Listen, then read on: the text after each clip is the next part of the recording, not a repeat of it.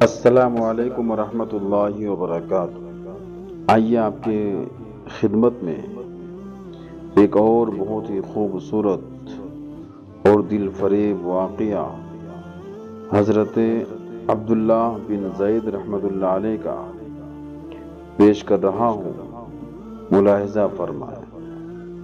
اگر آپ اس چینل پر پہلی بار آئے ہیں تو برائے کرم اس چینل کو سبسکرائب کریں، ویڈیو پسند آتا ہے تو لائک اور شیئر کریں، شکریہ۔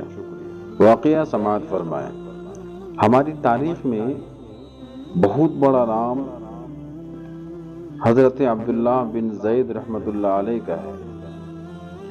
آپ نے ساری زندگی نکاح نہیں کیا، جوانی گزر گئی، بڑھاپا آیا۔ ایک دن بیٹھے بیٹھے حدیث مبارکہ پڑھ رہے تھے تو اس میں نبی اکرم صلی اللہ علیہ وسلم کا ایک فرمان عالی شان پڑھا، جس کا مفہوم یہ تھا کہ جنت میں کوئی اکیلا نہیں ہوگا۔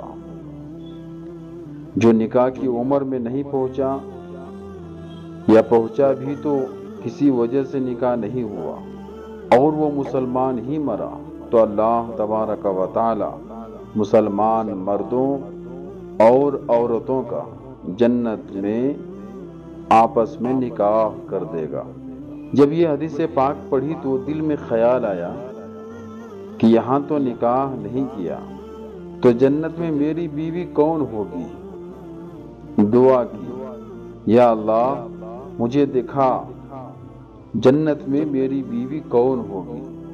پہلی رات دعا قبول نہیں ہوتی ہے، دوسری رات بھی دعا قبول نہیں ہوتی ہے۔ جب تیسری رات آئی تو دعا قبول ہو جاتی ہے۔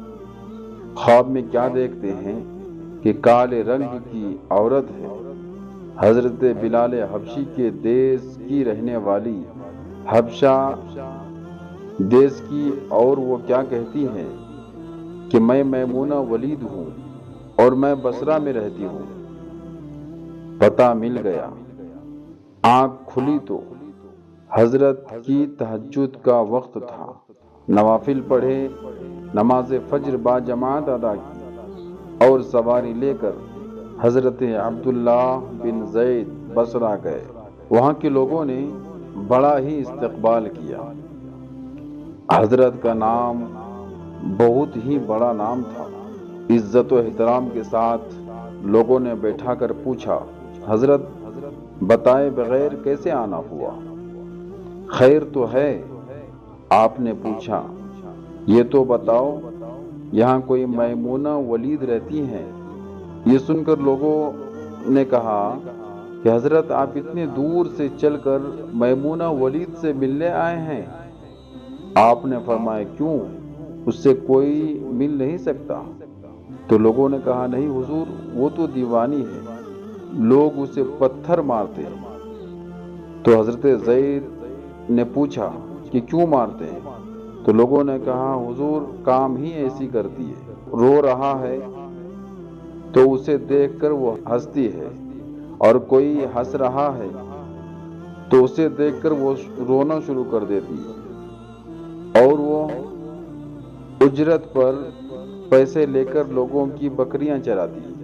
آج بھی وہ ہماری بکریاں لے کر جنگل میں گئی ہیں، آپ آرام فرمائیں، عصر کے بعد آ جائے گی، آپ مل لیجئے گا۔ حضرت نے فرمایا، عصر کس نے دیکھی ہے؟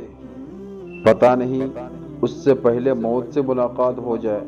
تو حضرت زید نے پوچھا، وہ کس طرف گئی ہے؟ تو لوگوں نے کہا، حضور آپ جنگل نہ جائیں، بہت ہی خوفناک جنگل ہے۔ آپ نے فرمایا، بتاؤ کس طرف گئی ہے؟ لوگوں نے بتایا۔ آپ فرماتے ہیں کہ میں نکل گیا۔ جب میں جنگل گیا تو واقعی خوفناک جنگل تھا، جنگلی جانوروں کی بھرمار تھی، قدم قدم پر کوئی نہ کوئی چیز کھڑی ہے۔ آپ فرماتے ہیں کہ قربان جاؤں اس عورت کی مردانگی پر، وہ اس جنگل میں کس طرح بکریاں چرا رہی ہیں۔ شیروں نے ان کی بکریوں کو ابھی تک کھایا نہیں۔ اتنے درندے ہیں، سارے مل کر اگر حملہ کرے تو کیا کرے گی؟ یہ اکیلی عورت کس کس کو روکے گی؟ آپ فرماتے ہیں کہ وہ جگہ جہاں لوگوں نے مجھے بتائی تھی، میں وہاں پہنچ گیا۔ جب میں وہاں پہنچا تو منظر دیکھ کر میں حیران رہ گیا۔ دو حیران کر دینے والے منظر میرے سامنے تھے۔ پہلا یہ کہ میمونہ ولید بکریاں نہیں چرا رہی تھی، بلکہ اس جنگل میں جانماز بچھا کر نوافل پڑھ رہی تھی۔ سبحان اللہ۔ پر بکریاں چرانا تو بہانہ تھا، یہ تو بہانہ تھا کنارہ کشی کا۔ لوگ یہی سمجھتے تھے کہ میمونہ سارا دن بکریاں چراتی ہیں، لیکن میمونہ بکریاں نہیں چرا رہی تھی۔ دوسرا کیا دیکھا کہ میمونہ تو نماز پڑھ رہی ہے، پھر بھی بکریاں کو کون چرا رہا ہے؟ بکریاں تو ایک جگہ نہیں رکتی، کبھی ادھر کبھی ادھر جاتی ہیں۔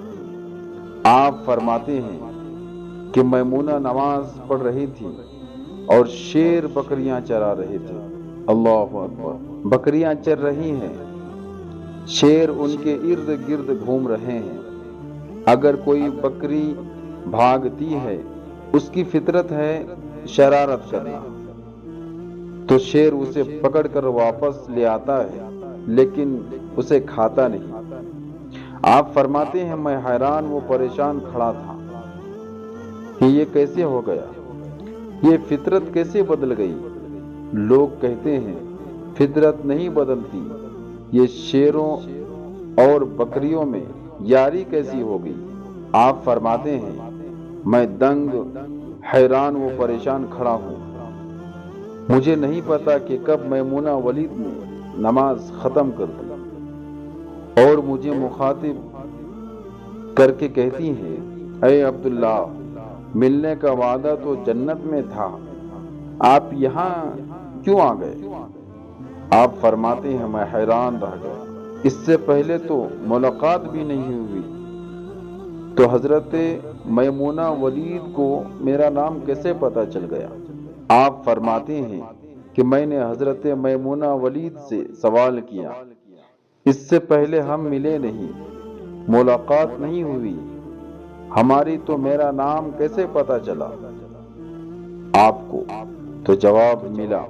حضرت میمونہ ولید فرماتی ہیں عبداللہ، جس اللہ نے رات کو تجھے میرے بارے میں بتایا ہے، اسی اللہ نے مجھے آپ کے بارے میں بتایا ہے۔ اللہ اکبر، سبحان اللہ۔